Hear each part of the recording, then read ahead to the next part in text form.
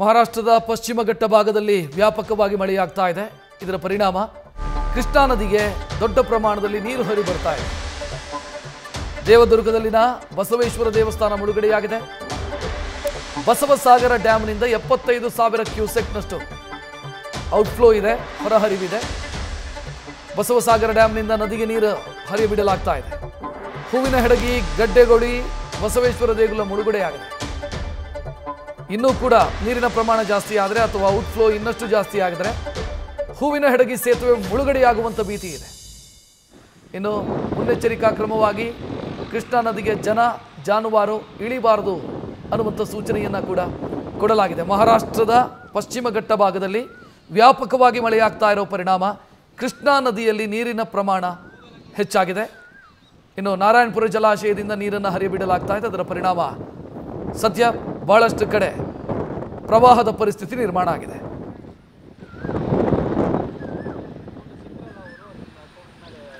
ಕೃಷ್ಣಾ ನದಿ ತೀರದಿಂದ ನಮ್ಮ ಪ್ರತಿನಿಧಿ ಶ್ರೀಕಾಂತ್ ಪ್ರತ್ಯಕ್ಷ ವರದಿ ನೀಡಿದ್ದಾರೆ, ನೋಡೋಣ.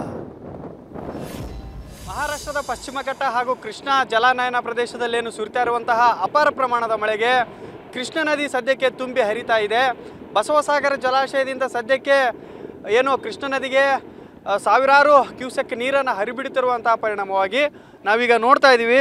ಸಾಕಷ್ಟು ಇಲ್ಲಿನ ಜನರು ಸಹ ಸಾಕಷ್ಟು ಖುಷಿಯಾಗಿದ್ದಾರೆ. ಹಾಗೆಯೇ ಕೆಲ ಸೈಡ್ ಎಫೆಕ್ಟ್ಸ್ ಅಂತಾರಲ್ಲ, ಅದರ ಪ್ರಕಾರನೇ ನಾವು ನೋಡ್ತಾ ಹೋಗೋದಾದರೆ ನಾವಿವಾಗ ಇರುವಂಥದ್ದು ರಾಯಚೂರು ಜಿಲ್ಲೆ ದೇವದುರ್ಗ ತಾಲೂಕಿನ ಹೂವಿನ ಹೆಡಗಿ ಗ್ರಾಮದಲ್ಲಿ. ಒಂದು ಹೂವಿನ ಹೆಡಗಿ ಗ್ರಾಮದ ಬಸವೇಶ್ವರ ದೇವಸ್ಥಾನದ ಒಂದು ದೇವಸ್ಥಾನ ಕಂಪ್ಲೀಟ್ ಆಗಿ ಮುಳುಗಡೆ ಹಂತಕ್ಕೆ ಬಂದಿದೆ. ಸಾಕಷ್ಟು ಒಂದು 10 ರಿಂದ 15 ಮೀಟರ್ ಎತ್ತರದವರೆಗೂ ಇರುವಂತಹ ಈ ಒಂದು ದೇವಸ್ಥಾನ ನಾವು ನೋಡ್ತಾ ಇರ್ಬೋದು. ಭಾಗಶಃ ಮುಳುಗಡೆ ಹಂತಕ್ಕೆ ಬಂದಿರೋದರಿಂದ ಇನ್ನೂ ಹೆಚ್ಚಿನ ಪ್ರಮಾಣದಲ್ಲಿ ನೀರನ್ನು ಇಲ್ಲಿ ಹರಿಬಿಡ್ತಾ ಇದ್ದಾರೆ ಅನ್ನುವಂಥ ಒಂದು ಮಾಹಿತಿ KBJNL ಅಧಿಕಾರಿಗಳು ತಿಳಿಸ್ತಾ ಇರುವಂಥದ್ದು. ಸದ್ಯಕ್ಕೆ ಬಸವಸಾಗರ ಜಲಾಶಯದಿಂದ ಕೃಷ್ಣಾ ನದಿಗೆ ಏನು ಸಾವಿರಾರು ಕ್ಯೂಸೆಕ್ ನೀರನ್ನು ಹೊರ ಬಿಡ್ತಾ ಇರುವಂತಹ ಪರಿಣಾಮವಾಗಿ ನಾವು ಬ್ರಿಡ್ಜನ್ನು ಸಹ ನೋಡ್ತಾ ಇದ್ದೀವಿ.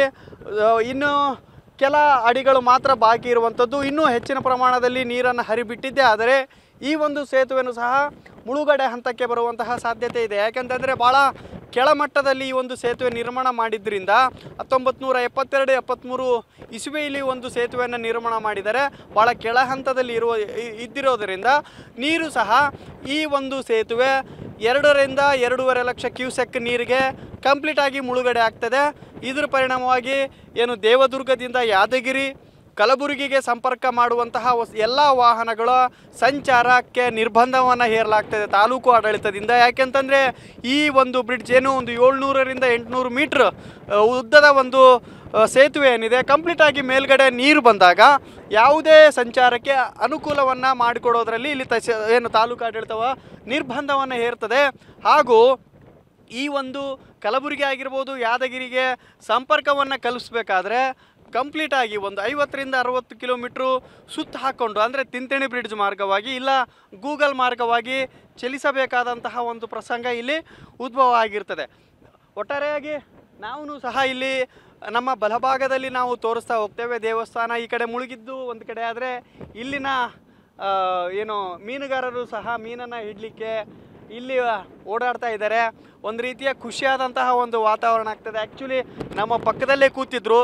ನಾನು ಇವಾಗ ಸುದ್ದಿಯನ್ನು ಹೇಳೋಕ್ಕೆ ಸ್ಟಾರ್ಟ್ ಮಾಡಿದ್ಮೇಲೆ ಏನೋ ಡಿಸ್ಟರ್ಬ್ ಆಗ್ತದೆ ಅನ್ನೋ ಅಂಥ ಒಂದು ಕಾರಣದಿಂದಾಗಿ ದೂರ ಹೋಗಿ ಮೀನುಗಾರಿಕೆಯನ್ನು ಮಾಡಲಿಕ್ಕೆ ಸದ್ಯಕ್ಕೆ ಹೋಗಿದ್ದಾರೆ. ಒಟ್ಟಾರೆಯಾಗಿ ಇನ್ನೂ ಹೆಚ್ಚಿನ ಪ್ರಮಾಣದಲ್ಲಿ ನೀರನ್ನು ಬಸವಸಾಗರ ಜಲಾಶಯದಿಂದ ಕೃಷ್ಣಾ ನದಿಗೆ ಹರಿಬಿಡಲಾಗುತ್ತೆ ಅನ್ನುವಂಥ ಒಂದು ಮಾಹಿತಿ ಸದ್ಯಕ್ಕೆ ಇರೋದರಿಂದ, ಯಾಕೆಂದರೆ ಇನ್ನೂ ಆ್ಯಕ್ಚುಲಿ ಭಾಳಷ್ಟು ಬೇಸಿಗೆ ಮುಗಿದ ಮೇಲೆ ಮಳೆಗಾಲ ಈಗ ಆರಂಭವಾಗಿದೆ.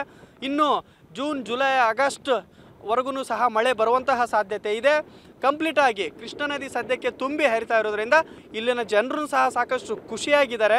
ಹಾಗೆಯೇ ತಾಲೂಕು ಆಡಳಿತನೂ ಸಹ ಯಾವುದೇ ಕಾರಣಕ್ಕೂ ನೀರಿಗೆ ಜನರು ಇಳಿಬಾರ್ದು, ಜಾನುವಾರುಗಳನ್ನು ಸಹ ಇಳಿಬಾರ್ದು ಅನ್ನೋಂಥ ಒಂದು ನಿಟ್ಟಿನಲ್ಲಿ ಸೂಚನೆಯನ್ನು, ಹೈ ಅಲರ್ಟ್ ಸಂದೇಶವನ್ನು ಜನರಿಗೆ ನೀಡಿರುವಂಥದ್ದು. ಕ್ಯಾಮ್ರಾ ಪರ್ಸನ್ ಹನುಮಂತು ಜೊತೆ ಶ್ರೀಕಾಂತ್ ಸಾವೂರು, ನ್ಯೂಸ್ ಫಸ್ಟ್, ರಾಯಚೂರು.